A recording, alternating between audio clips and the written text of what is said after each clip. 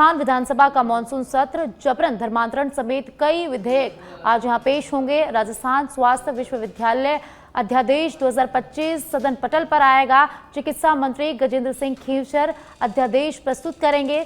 समिति के प्रतिवेदन का भी उपस्थापन प्रवर समिति का प्रतिवेदन रखेंगे। Deputy CM doctor Premchand Bairwa Rajasthan coaching centre और विधेयक 2025 राजस्थान कोचिंग सेंटर और विधेयक 2025 का रखा जाएगा प्रतिवेदन। राजस्थान विधि विरुद्ध धर्म संपरिवर्तन प्रतिषेध विधेयक 2025 धर्म संपरिवर्तन प्रतिषेध विधेयक 2025 का नया प्रारूप विधानसभा में पेश किया जाएगा। मंत्रिमंडल की बैठक में इस नए प्रारूप को मंजूरी दी जाएगी। मूल धर्म में वापसी पर यह प्रावधान लागू नहीं होंगे। सरकार ने इसी साल बजट सत्र के दौरान जो धर्मांतरण विरोधी विधेयक पेश किया था, उसमें कोई व्यक्ति या संस्थान किसी को मिथ्या निरूपण, कपट, बलपूर्वक या अनुचित प्रभाव से धर्म परिवर्तन के लिए बाध्य नहीं कर पाएगी। यदि कोई ऐसा करता है तो उसके लिए अधिकतम 10 साल तक की सजा का प्रावधान होगा। और ये भी शामिल था कि यदि विवाह का उद्देश्य केवल धर्म परिवर्तन है तो पारिवारिक न्यायालय ऐसे विवाह को अमान्य घोषित कर सकेगा। इस विधि में अपराध संज्ञेय और गैर जमानती होंगे। तो आज से राजस्थान विधानसभा का सत्र शुरू होने वाला है और आज कई विधेयक यहाँ पेश किए जाएंगे।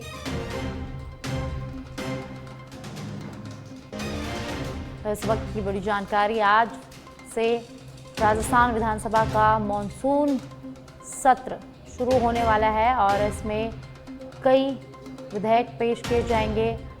धर्मांतरण से जुड़े विधेयक भी यहाँ पेश किए जाएंगे। तो आज से राजस्थान विधानसभा का सत्र शुरू होने वाला है। कुछ ही देर में विधानसभा का मॉनसून सत्र शुरू होगा और इस सत्र में कई विधेयक पेश होंगे।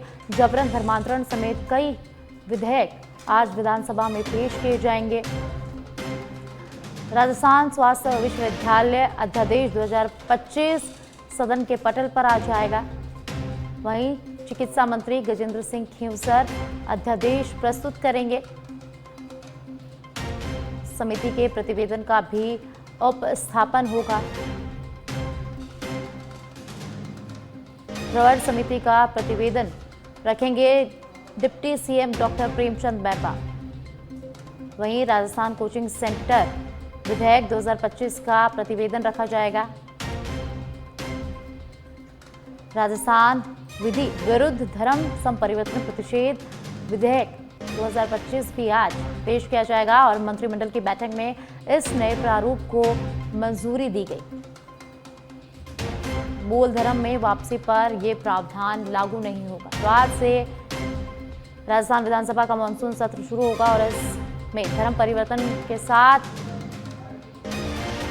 कई विधेयक पेश किए जाएंगे। और ज्यादा जानकारी के लिए पॉलिटिकल एडिटर लाल सिंह फौजदार मेरे साथ लाइव जुड़ गए हैं, उनका रुख करते हैं। लाल सिंह जी, कुछ ही देर में विधानसभा का मानसून सत्र शुरू होने वाला है और इसमें जबरन धर्मांतरण के साथ कई विधेयक आज पेश किए जाएंगे, तो क्या कुछ ज्यादा जानकारी है? और 11 बजे विधानसभा विधिवत रूप से शुरू हो जाएगी, कार्रवाई शुरू हो जाएगी विधानसभा की। लेकिन चूंकि आज बहुत ज्यादा काम विधानसभा में नहीं रहेगा, आज अगर हम विधानसभा की बात करें तो जो पिछले सत्र के दौरान जो पारित विधेयक है उनको सदन की मेज पर रखा जाएगा। राज्यपाल की अनुमति से प्राप्त जो विधेयक है उनको सदन की पटल पर रखा जाएगा। इसके साथ ही विधानसभा के ये जो विधानसभा के प्रमुख सचिव हैं ये सूचना पटल पर रखेंगे। इसमें अगर हम बात करें तो राजस्थान स्वास्थ्य विज्ञान विश्वविद्यालय संशोधन अध्यादेश 2025 है, जिसको चिकित्सा मंत्री गजेंद्र सिंह पटल पर रखेंगे। विधानसभा के दूसरी के सत्र की बात करें, राजस्थान कोचिंग सेंटर नियंत्रण और विनियम विधेयक 2025 रखा जाएगा। इसको उप मुख्यमंत्री प्रेमचंद बैरवा सदन की पटल पर रखेंगे। इसके साथ ही राजस्थान स्वास्थ्य विज्ञान विश्वविद्यालय संशोधन रहेगा, इसको गजेंद्र सिंह शेखावत पटल पर रहेंगे।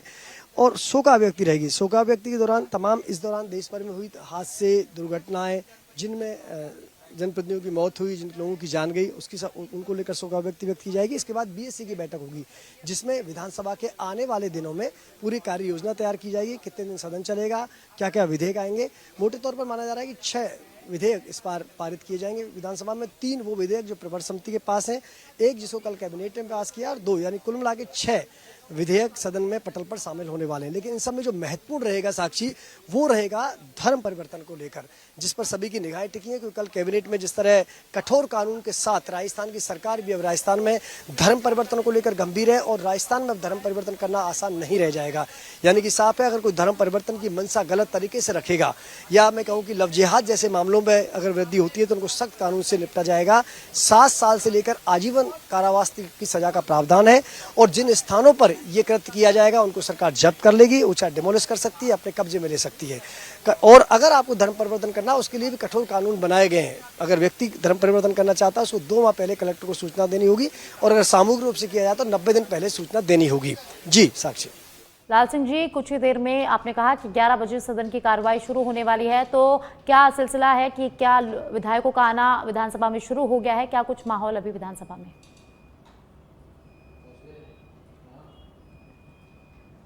देखिए, बिल्कुल साक्षी, मानसून सत्र है, और मानसून सत्र का आगाज भी मानसून की फुहारों के साथ हुआ है। फिलहाल भी बारिश हो रही है, लेकिन लगातार विधायकों का, मंत्रियों का आना शुरू है, क्योंकि 11 बजे विधानसभा की कार्रवाई शुरू होगी। और जैसा कि मैंने आपको बताई, शोका व्यक्ति, तमाम वो विधेयक सदन के पटल पर रखे जाएंगे जिनका अनुमोदन राज्यपाल की ओर से किया जा चुका है, और पूरे सत्र में 6 विधेयक लाए जाएंगे। और जैसा मैंने कहा कि करीब ये 2 सप्ताह ये सत्र चलने वाला है। हालांकि आज जब बीएससी की मीटिंग होगी उसके बाद तस्वीर साफ होगी कितने दिन, कितने कार्य दिवस विधानसभा की कार्रवाई को मिलने वाले हैं।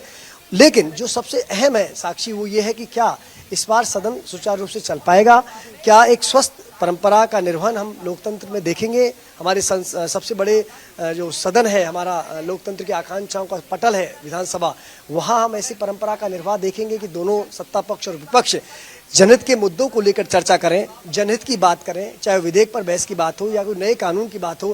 कहीं ऐसा तो नहीं कि हंगामे की भेंट सदन चढ़ जाए, तो ये देखने वाली बात हो। क्योंकि सर्वदलीय की बैठक जब हुई थी और जिस तरह तमाम विपक्षों ने बहिष्कार किया था, खासकर कांग्रेस ने सर्वदलीय बैठक का बहिष्कार किया और अपने तेवर दिखा दिए, तो उससे कहीं ना कहीं लग रहा है कि सदन में इस बार भी हंगामा हो सकता है। जी बहुत बहुत शुक्रिया लाल सिंह जी इस तमाम जानकारी के लिए। तो आज से राजस्थान विधानसभा का मानसून सत्र शुरू होने वाला है। सुबह 11 बजे सदन शुरू होगा और इसमें कई विधेयक पेश किए जाएंगे। जबरन धर्मांतरण समेत कई विधेयक आज विधानसभा में पेश किए जाएंगे। वहीं विधानसभा स्थगित होने के बाद बीएससी की बैठक भी आज होने वाली है।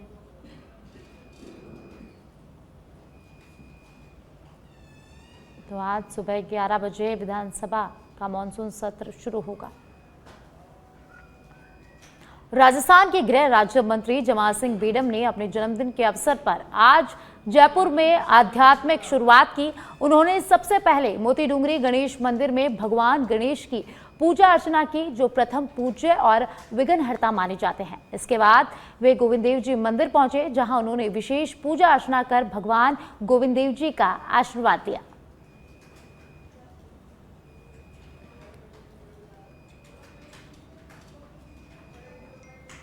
तो आज राजस्थान के गृह राज्य मंत्री जमाल सिंह बेडम का जन्मदिन है और उन्होंने अपने दिन की शुरुआत मोती डूंगरी गणेश मंदिर से की। वे मोती डूंगरी गणेश मंदिर पहुंचे, जहां उन्होंने गणेश जी की पूजा अर्चना की और आशीर्वाद दिया। उसके बाद वे आराध्य देव गोविंद देव जी मंदिर में पहुंचे, जहां उन्होंने सपरिवार गोविंद देव जी की पूजा अर्चना की।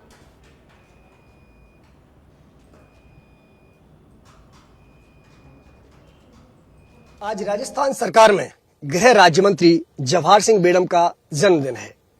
देव दर्शन के साथ उन्होंने आज अपने दिन की शुरुआत की है। सबसे पहले प्रथम पूज्य मोती डूंगरी गणेश जी मंदिर का आशीर्वाद लिया और उसके बाद जयपुर के आराध्य गोविंद देव जी मंदिर में सपरिवार विशेष पूजा अर्चना कर उनका आशीर्वाद लिया।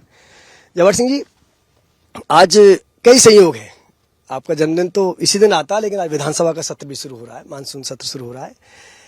अब चूंकि आपका बर्थडे है, आप व्यक्तिगत बर्थडे मनाते हैं, लेकिन गृह राज्य मंत्री होने के नाते अब आपकी जो कामनाएं, इच्छाएं, वो खुद के साथ साथ प्रदेश से भी जुड़ गई हैं।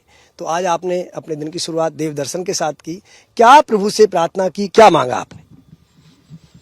सबसे पहले तो मैं सच बेधड़क के दर्शकों का और सच बेधड़क के पूरे प्रबंधन का आभार व्यक्त करना चाहूँगा कि आप ने मुझे शुभकामनाएं भी दी और हमेशा मेरा ख्याल भी रखते हैं। आपको बहुत बहुत आभार आपका। देखिए, जन्मदिन हर व्यक्ति जन्म लेने के बाद उसका जन्मदिन मनता ही है, ये भारतीय परंपरा है, संस्कार है। और 1 सितंबर को मेरे जन्मदिन के उपलक्ष्य में कहीं रक्तदान कर रहे हैं, कहीं पूजा अर्चना हो रही है, कहीं गरीबों को भोजन बांटा जा रहा है, कभी अनाथ आश्रमों में जाकर के लोग सेवा कर रहे हैं। तो ये लोगों का प्यार है। और मैंने गणेश जी से प्रार्थना की और गोविंद देव जी से प्रार्थना की कि प्रदेश के मुख्यमंत्री आदरणीय भजनलाल शर्मा जी के नेतृत्व में राजस्थान प्रगति के पथ पर बढ़ता रहे और हमारे ऊपर आशीर्वाद बना रहे कि हम अनवरत रूप से जनता की सेवा कर सकें, अंतिम पंक्ति के बैठे व्यक्ति के सपनों को साकार कर सकें। यही ईश्वर से प्रार्थना की है। ईश्वर की कृपा है, गिरिराज जी की कृपा है, बिहारी जी की कृपा है, गोविंद देव जी की कृपा है, गणेश जी की कृपा है। और जरखोण धाम में हम 2 बजे पहुंचेंगे तो वहाँ बाबा घनश्याम दास जी की तपोस्थली में आज बड़ा आयोजन क्षेत्र के लोगों के द्वारा किया जा रहा है। मैं सभी के चरण वंदन करके आशीर्वाद लूंगा। जब मैं माता जी के पैर छू रहा था तो माता जी के मुंह से एक ही शब्द निकला, शुभाशीष, स्वस्थ रहो, लंबी उम्र हो और लोगों की सेवा करते रहो। आपने सपरिवार पूजा अर्चना की है गोविंद देव जी की? पूरा परिवार आपका आया है? हाँ, पूरा परिवार है। अभी देखिए मेरा पोता ये बैठा है, अब ये कह रहा है कि आज से मैं भी बापूजी हो गया, तो उसको बाबूजी को भी बधाई, धन्यवाद। और मेरी बेटी, मेरा दोहता पोते, मेरी बेटे की पत्नी, मेरी सब लोग हम परिवार सहित हमने पूजा करके ईश्वर से यही प्रार्थना की है कि हमारे ऊपर कृपा बना करके रखे।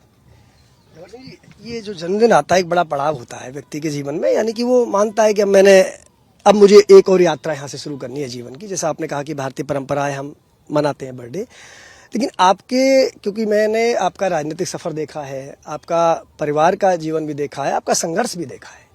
आज मैं अगर उस बात को पूछूं कि आप एक ऐसे परिवार से आते हैं जवाहर सिंह जी, क्योंकि मैं पिछली बार भी जब आपके साथ था तो मैं जानता हूं आप कैसी परिस्थितियों में पले बड़े हो, किस तरह आपके परिवार ने आपको यहाँ पहुंचाया है।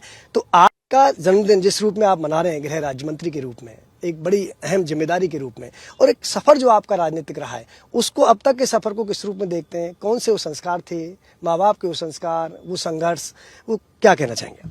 देखिए, मैं तो ईश्वर की कृपा ही मानता हूँ कि ईश्वर ने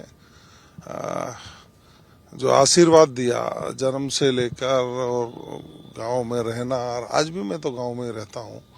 और यहाँ चूंकि एक सरकारी व्यवस्थाएं हैं कि भाई जनप्रतिनिधि बनने के बाद, सरकार में मंत्री बनने के बाद जयपुर में विधायी कार्य और ऑफिशियल वर्क निपटाने के लिए रहना पड़ता है, लेकिन मेरा मन अधिकतर गांव में और उन लोगों में जो बचपन से भी साथ रहे और जिनकी जिंदगी को मैं देखता हूँ, उनके साथ रह करके उनकी समस्याओं का समाधान करके मैं उनका सहयोग कर सकूं। यही ईश्वर से मेरी हमेशा प्रार्थना रहती है। और मैं अब तक के राजनीतिक जीवन के बारे में मैं यदि कहूँगा तो कहना यही है कि ईश्वर की कृपा रही है कि बहुत से लोग विरासत में बड़ी राजनीति मिलती होगी, लेकिन पंचायत राज और गांव की राजनीति निश्चित रूप से मेरे परिवार में पहले से ही रही है, उनका आशीर्वाद रहा है। लेकिन मन में था कि एक बार विधायक बनूंगा तो वंचित लोगों के विकास की योजनाओं को धरातल पर लाकर उनका सहयोग कर सकूं। ईश्वर ने उस सपने को पूरा किया और पार्टी के राष्ट्रीय और राज्य के नेतृत्व का मैं आभारी हूं कि उन्होंने मुझे सरकार में जिम्मेदारी दी। और माननीय मुख्यमंत्री जी का, माननीय प्रदेश अध्यक्ष जी का, पार्टी के सब लोगों का जिस तरह से आशीर्वाद मेरे ऊपर रहता है, केंद्र के भी बड़े नेताओं का आशीर्वाद रहता है, मैं जब मिलता हूं तो मुझे ऐसा लगता है कि मेरे अपने हैं और मेरे संरक्षक हैं। बड़े प्यार से मेरे ऊपर आशीर्वाद उनका है। इसी बदौलत मैं जनता की अनवरत रूप से सेवा कर पा रहा हूँ। ये थे गृह राज्य मंत्री जवाहर सिंह बेढ़म, जिन्होंने आज अपने जन्मदिन पर एक बार फिर भगवान के दर्शन और विशेष पूजा अर्चना करने के बाद संकल्प लिया है कि मैं इसी तरह प्रदेश की जनता की सेवा करता रहूं और अंत्योदय पंक्ति में खड़े अंतिम व्यक्ति के पास सरकार की योजना कैसे पहुंचे, उसका जीवन स्तर कैसे सुधरे, इस दिशा में अपने जीवन में जितना बेहतर कर सकता हूं वो करूंगा।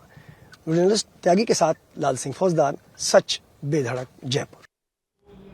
गोविंदगढ़ ब्लॉक शिक्षा अधिकारी के आदेशों की अवहेलना यहाँ की जा रही है। गोविंदगढ़ ब्लॉक शिक्षा अधिकारी के आदेशों के निजी स्कूल वालों ने धज्जियां उड़ाई है।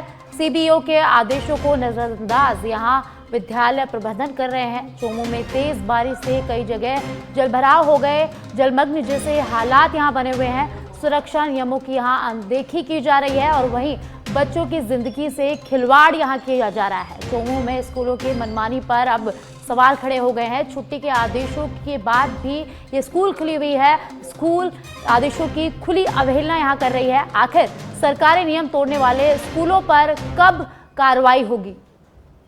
तो जयपुर के चोमू से खबर है, जहां गोविंदगढ़ में निजी स्कूल सरकारी आदेशों की धज्जियां उड़ा रहे हैं, अवहेलना यहां निजी स्कूल कर रहे हैं। लगातार बारिश का दौर जारी है और गोविंदगढ़ में भारी बारिश के कारण कई जगह जलभराव की स्थिति बनी हुई है और इसके चलते स्कूल बच्चों की जिंदगी के साथ यहां खिलवाड़ कर रहा है। सुरक्षा नियमों की अनदेखी यहां की जा रही है।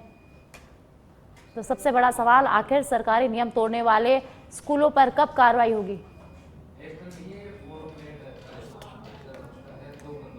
ठीक है, और ज्यादा जानकारी के लिए डीके कुमावत मेरे सहयोगी मेरे साथ जुड़ गए हैं, जानकारी उनसे लेते हैं।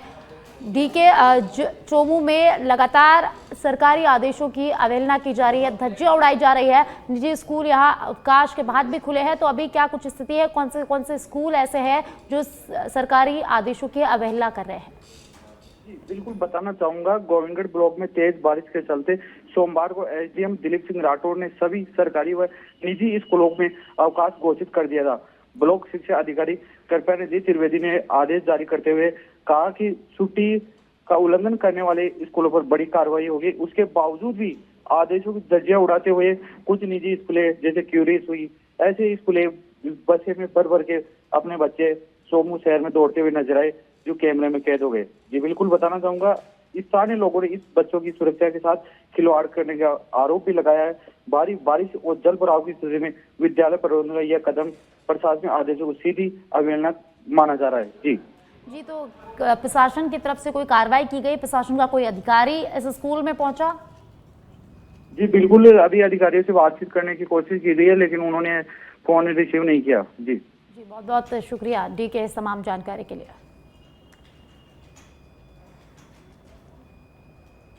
प्रतापगढ़ के दलोट उपखंड के चंकुंडा क्षेत्र में लगातार हो रही बारिश से जनजीवन पूरी तरह से अस्त व्यस्त हो गया। चंकुंडा को मध्य प्रदेश और प्रतापगढ़ से जोड़ने वाले मुख्य मार्गों पर बनी पुलियाओं पर पानी भर जाने से आवागमन यहां प्रभावित हो गया है। ग्रामीणों का तो बस्से में भारी बारिश की चेतावनी से स्कूलों और आंगनबाड़ी केंद्रों में आज अवकाश घोषित किया गया है, लेकिन स्टाफ को उपस्थिति यहां दर्ज करानी होगी। सीबीओ देवी शंकर शर्मा ने जानकारी देते हुए बताया कि क्षेत्र में बारिश का दौर जारी है, जिसे देखते हुए एसडीएम डॉक्टर गरिमा ने अवकाश घोषित किया है। तो बस्सी में भारी बारिश के चलते आंगनबाड़ी और विद्यालयों का अवकाश घोषित किया गया है। एसडीएम डॉक्टर गरिमा ने यह अवकाश घोषित किया है। वहीं जो शिक्षक है उन्हें अपनी उपस्थिति दर्ज करानी होगी।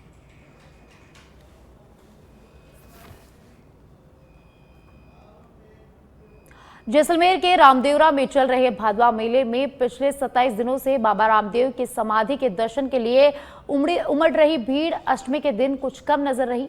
मूसलाधार बारिश के कारण रामदेवरा और आसपास के क्षेत्रों में सड़कों पर पैदल चल रहे श्रद्धालुओं की रफ्तार धीमी पड़ गई। समाधि स्थल पर मुख्य प्रवेश द्वार से दूसरी पुलिया तक दर्शनार्थियों की कतार रही, लेकिन भीड़ कम होने से भक्तों को बिना किसी सिफारिश के 1 घंटे के भीतर सहजता से दर्शन हो सके। दर्शन के बाद मेले के मैदान में लगी विभिन्न दुकानों पर भक्तों ने जमकर खरीदारी की।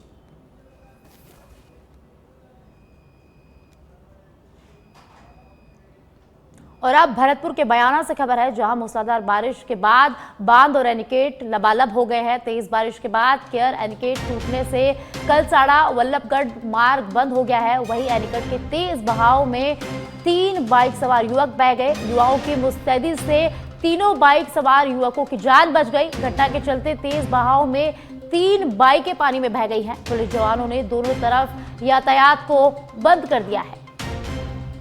तो तेज बहाव के कारण नदी में 3 बाइक सवार बह गए। बयाना में लगातार बारिश का दौर जारी है और बांध और एनीकेट पर जलभराव है और इसी दौरान कलसाड़ा वल्लभगढ़ मार्ग भी बंद किया गया है। वहीं एनीकट के तेज बहाव में 3 बाइक सवार युवक बह गए। हालांकि गनीमत रही कि युवाओं की मुस्तैदी के कारण तीनों बाइक सवार युवकों की जान यहां बच गई। सुमेरपुर में सेई बांध के दौरे के दौरान कांग्रेस नेता हरिशंकर मेवाड़ा ने जवाई बांध के पुनर्भरण और जल स्तर की स्थिति पर महत्वपूर्ण जानकारी साझा की। उन्होंने बताया कि सेई बांध से 2400 MCFT पानी जवाई बांध में छोड़ा गया, जिससे जवाई बांध का जल स्तर मजबूत हुआ है। सेई बांध की सुरंग को उन्होंने जवाई बांध के लिए वरदान बताया, जो जल आपूर्ति और सिंचाई को सुदृढ़ करने के मददगार है। मेवाड़ा ने पूर्व मुख्यमंत्री अशोक गहलोत की योजनाओं का जिक्र करते हुए कहा कि गहलोत सरकार ने जवाई बांध पुनर्भरण के लिए 3000 करोड़ रुपए और सुरंग चौड़ीकरण के लिए 100 करोड़ रुपए स्वीकृत किए थे। टेंडर प्रक्रिया शुरू हो चुकी थी, लेकिन वर्तमान सरकार ने इस योजना को ठंडे बस्ते में डाल दिया। उन्होंने गहलोत के बयान का हवाला दिया कि सुरंग पूर्ण होने पर पानी गुजरात नहीं जाएगा बल्कि जवाई बांध तक पहुंचेगा, जिससे पाली जिले की जल आपूर्ति और सिंचाई व्यवस्था मजबूत होगी। सीकर जिले के श्रीमाधोपुर और आसपास के क्षेत्रों में मूसलाधार बारिश ने जनजीवन को पूरी तरह से अस्त व्यस्त कर दिया है। अल सुबह से ही रुक रुक कर हो रही बूंदाबांदी ने शहर की सभी प्रमुख सड़कों को जलमग्न कर दिया है। खंडेला बाजार जैसे निचले इलाकों में नदियों की तरह पानी बहने लगा, जिससे आवागमन में भारी परेशानी हुई। खंडेला बाजार की मुख्य सड़क पर नाले का गंदा पानी फैल गया, जिसके कारण वाहनों की लंबी कतारें यहां लग गई। पांचावाली अंडरपास भी पानी से भर गया, जिससे यातायात ठप हो गया है। स्थानीय लोगों का आरोप है कि निचले इलाकों को भाव क्षेत्रों में जल निकासी के कोई ठोस इंतजाम नहीं किए गए। निवासियों ने प्रशासन से तत्काल कार्रवाई और स्थायी समाधान की मांग की है। प्रतापगढ़ के दलोट उपखंड के चंगुडा क्षेत्र में लगातार हो रही बारिश से जनजीवन पूरी तरह से अस्त व्यस्त हो गया। चंगुडा को मध्य प्रदेश और प्रतापगढ़ से जोड़ने वाले मुख्य मार्गों पर बनी पुलियाओं पर पानी भर जाने से आवागमन यहां पूरी तरह से प्रभावित हो गया। ग्रामीणों का कहना है कि नीची पुलियाओं के कारण बरसात के दौरान बच्चों को स्कूल आने जाने में भारी परेशानी उठानी पड़ती है। क्षेत्रवासियों का कहना है कि पुलियाओं की मरम्मत और ऊंचाई बढ़ाने का कार्य जल्द से जल्द होना चाहिए, अन्यथा किसी भी समय बड़ा हादसा यहां हो सकता है। और अब बस्ती से खबर है, जहां बस्ती में भारी बारिश की चेतावनी से स्कूलों और आंगनबाड़ी केंद्रों में आज अवकाश घोषित किया गया है, लेकिन स्टाफ को अपनी उपस्थिति आज दर्ज करानी होगी। CBEO देवी शंकर शर्मा ने जानकारी देते हुए बताया कि क्षेत्र में बारिश का दौर जारी है, जिसे देखते हुए SDM डॉक्टर गरिमा ने अवकाश घोषित किया है।